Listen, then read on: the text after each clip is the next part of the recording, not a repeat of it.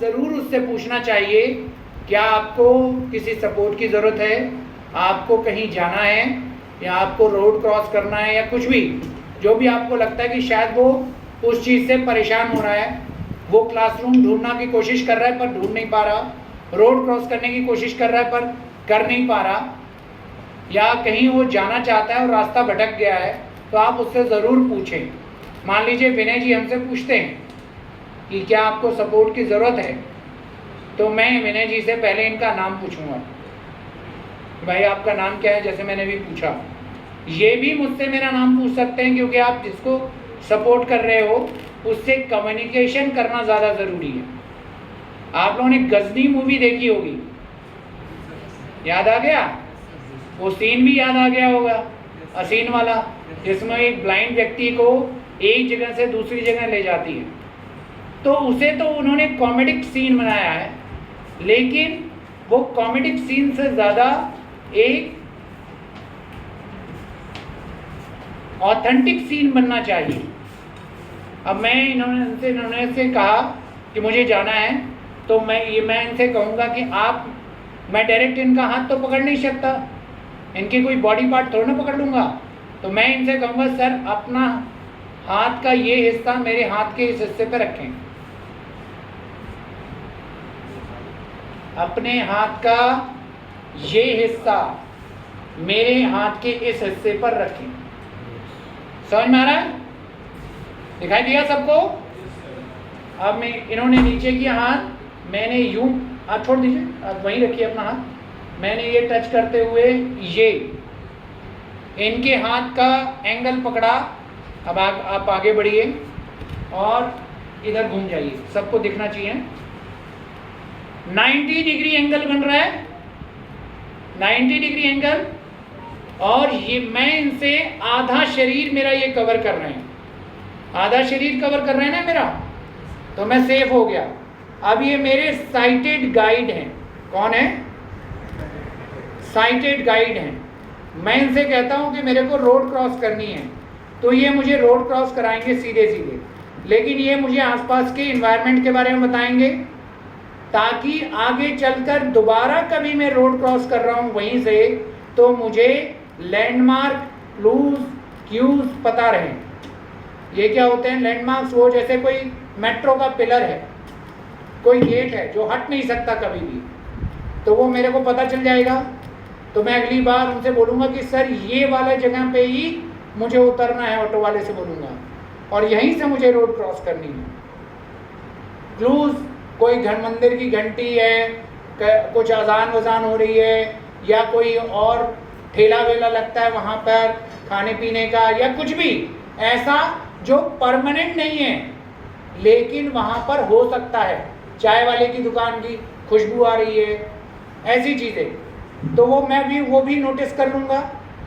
Cues जो मैं खुद बनाऊँगा, जो होते नहीं हैं मैं खुद बनाता हूँ, यानी इस तरफ से बहुत तेज़ हवा चलती है या आवाज़ इस तरफ से ज़्यादा आती है, इस तरफ से कम आती है, ऐसे क्यूज वो मैं खुद बना लूँगा। लेकिन कब बना पाऊँगा? जब ये मुझे हर चीज़ बताएंगे माहौल के बारे में, तब मैं उनसे आइडेंटिफाई करूँगा चीज़ों को, फिर ये मुझे लेकर जाएंगे। अब आप आगे चलिए, कोई सीढ़ी है आगे ना, सीढ़ी से आप नीचे उतरेंगे, ये नीचे उतरे, मेरा एंगल बदल गया, देखिए मेरा एंगल बदल गया ना, तो मुझे पता चल गया कि सामने वाला ऊपर जा रहा है या नीचे जा रहा है, सीढ़ी पे चढ़ रहा है या सीढ़ी पे उतर रहा है, ऑटोमेटिकली पता चल जाएगा। इसीलिए इस जगह को पकड़ना है, और एक बात मुझे बहुत ज़ोर से नहीं पकड़ना है कि इनके हाथ में दर्द होने लगे, और बहुत ढीला नहीं पकड़ना है कि ये आगे बढ़े और छूट जाए। जब भी इनको टर्न होना है, जब भी इनको टर्न होना है, तो पहले ये खुद टर्न हो और बताएं कि हम मुड़ने वाले हैं, और मैं इनके पीछे पीछे ही टर्न होऊंगा। समझ में आ रही बात? अभी आपको डेमोन्स्ट्रेशन देने के लिए मैंने इनका राइट हैंड पकड़ा है, लेकिन कभी भी आप ब्लाइंड को गाइड कर रहे हैं तो हमेशा उसको अपने, देखिए मैंने इनका हाथ कैसे चेंज किया, ध्यान रखिए, मैंने ये हाथ पकड़ा हुआ था, मैंने हाथ बढ़ाया ये हाथ पकड़ा और चेंज कर लिया। अगर चेंज करने की ज़रूरत है, उनको राइट हैंड पे रखने की ज़रूरत है, तो मैंने ये हाथ पकड़ा और ये हाथ पकड़ लिया। मैं इनकी तरफ देख रहा था क्या? नहीं देख रहा था ना, फिर भी मैंने हाथ चेंज कर लिया ना ऑटोमेटिकली। और हमेशा लेफ्ट हैंड पे रखा जाएगा जब भी ब्लाइंड को रखा जाएगा, और वो आपकी हाफ बॉडी उसकी सेफ रहेगी। वो सड़क के हमेशा हम लोग लेफ्ट हैंड पे चलते हैं, तो वो किनारे की तरफ रहेगा ताकि आप उसको सेफ रख सकें। सीढ़ी चढ़ते समय आप बताएंगे, सीढ़ी उतरते समय आप बताएंगे। नैरो स्पेस सबसे ज़रूरी चीज़ होती है। कई जगह बहुत पतली होती है, जहाँ पे केवल एक व्यक्ति के निकलने की जगह होती है, यही होता है ना। तब ये टर्न हुए और इन्होंने बोला कि सर अब नैरो स्पेस आ रहा है, तो मैंने कहा आप अपना ये हाथ घुमा करके यहाँ कर लीजिए, और इनका ऐसा करते ही मैं इनके ठीक पीछे आ गया हूँ। दिखाई दे रहा है आपको? अब इस एक जगह की स्पेस में क्या मैं इनके साथ ट्रेवल कर सकता हूँ? दोनों एक ही समय में एक ही जगह से निकल जाएंगे। इसे कहते हैं नैरो स्पेस टेक्निक। एक कुर्सी मिलेगी, एक कुर्सी प्लीज। कभी भी आपको किसी ब्लाइंड को कुर्सी पे बैठाना है तो सामने से ले जाके ऐसे ढकेल मत दो, ठीक है? डायरेक्ट ले गए, ये कुर्सी जी बैठ जाओ। ये तरीका गलत है।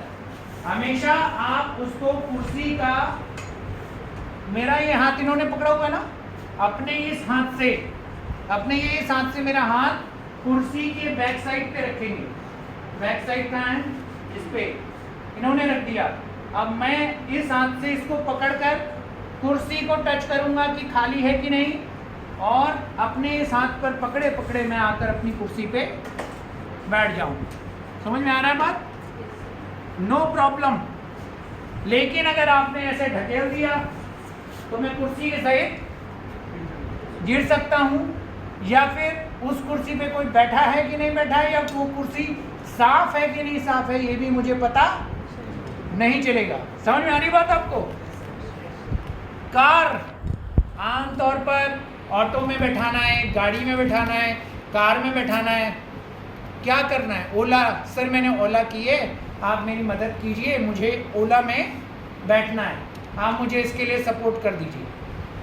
ये मुझे लेके जा रहे हैं, अपना लेफ्ट हैंड से मैंने इन्हें पकड़ा हुआ है, ये लेके गए, बोला सर ओला सामने खड़ी है, बैठ जाइए। तो मैं तो गेट से भिड़ जाऊंगा, मुझे क्या पता चला है गेट खुला है कि बंद है, क्या है? इन्हें गेट खोलना है, और मेरा ये हाथ उस हाथ से पकड़ेंगे, ये वाला हाथ जिससे, ये हाथ पकड़ेंगे और कार की छत के ऊपर रखेंगे। कहाँ पर? कार की छत के ऊपर। और ये वाला हाथ उठा करके रखेंगे कार के खुले हुए गेट की छत पर। फिर मैं इस हाथ से कार का अंदर की चेयर्स चेक कर लूँगा और उस पर जाकर हाइट समझकर बैठ जाऊँगा। एकदम सही तरीका, ढकेलना नहीं है, छोड़ नहीं देना है, वो टटोलता फिरे गाड़ी को। वैसे भी कोरोना के बाद आप लोगों को बहुत सारी गाइडलाइंस देखने को मिली होंगी, तो अगर साइटेड गाइडलाइन फॉलो की जाती तो वो सही तरीके से किसी भी गाड़ी, ऑटो, टैक्सी में हम इस तरह कर सकते। चीज़ें आप सब कर सकते हैं, पर आप गलत तरीके से करते हैं। कुछ लोग, चलिए इधर से आ जाइए, ऐसे आप किसी को खींचेंगे, किसी ब्लाइंड को अच्छा लगेगा? हैं? आपको अच्छा नहीं लग रहा, मेरे को ऐसे अच्छा लगेगा, हैं? और कुछ लोग क्या करते हैं, मैं आपकी छड़ी को पकड़े हूं, आप चले आइए बस। ये कौन सा तरीका है? हैं? सूत्रधार बन रहे हो क्या? नहीं ना। तो आपको अब जो वॉक करनी है अपने कैंपस में, जिसके बारे में अभी आपको बताया जाएगा, उस वॉक का नियम सुन लीजिए। आप में से हर एक साथीदार चुनेगा। कोशिश ये कीजिएगा कि वो आपकी हाइट के बराबर हो। पहली शर्त मैंने क्या रखी थी इनको बुलाते समय, मेरी हाइट के बराबर। तो अपने हाइट के बराबर का एक साथी ढूंढेगा, रुमाल रुमाल कोई भी चीज एक आदमी अपने आंख पर बांध लेगा। और उसको बांधने का नियम क्या है कि जब भी आप ब्लाइंड फोल्ड बांधते हैं तो उसको बांधते समय आप अपनी पलकें पहले बंद करेंगे, फिर ब्लाइंड फोल्ड बांधेंगे और उतना ही टाइट करेंगे जिससे आपको दिखे नहीं बाहर और जिससे आपको सिर दर्द ना होने लगे, मतलब बहुत ज़्यादा टाइट ना हो जाए। दूसरा, उसको खोलते समय आपको पलकें बंद रखनी है, ब्लाइंड फोल्ड खोल के हटाना है और धीरे धीरे 1 2 3 ऐसे करते हुए 12 तक गिनना है और उसके बाद धीरे धीरे पलकें खोलनी है। ठीक है जी, नियम समझ में आ गए? अपना साथी चुन लिया, लगभग सबने चुन लिया होगा, है ना? तो एक साथी ब्लाइंड बनेगा और एक साथी साइटेड। जैसे मैं ब्लाइंड था और ये मेरे साइटेड। और आप पूरे कैंपस में जो आपको रोड मैप अभी इंस्ट्रक्शन दिए जाएंगे उसके हिसाब से आप एक वॉक करेंगे और फिर आप महसूस करेंगे कि वाकई में आपका कैंपस जब आप नाक से ना देखो तो कैसा फील होता है। ठीक है, बिना आंखों से देखे हुए कभी अपने कैंपस को फील किया है बंद आंखों से? तो इट्स ऑल्सो एक अच्छा एडवेंचर है आपके लिए। ठीक है, कि बंद आंखों से अपने कैंपस को महसूस करना, तब आपको पता चल जाएगा।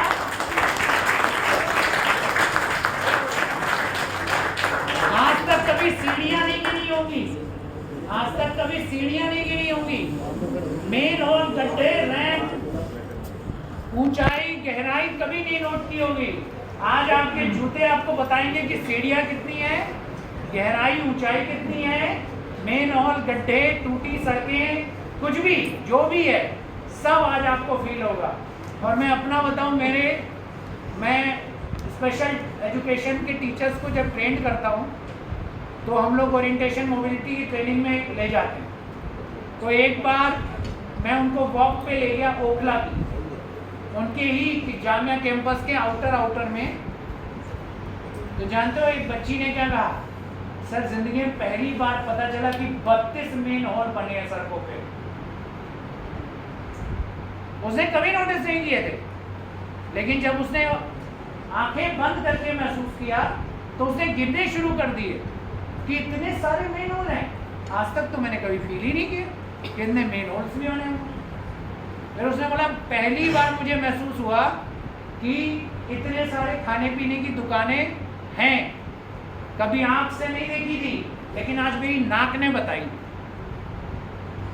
क्योंकि खुशबू आ रही।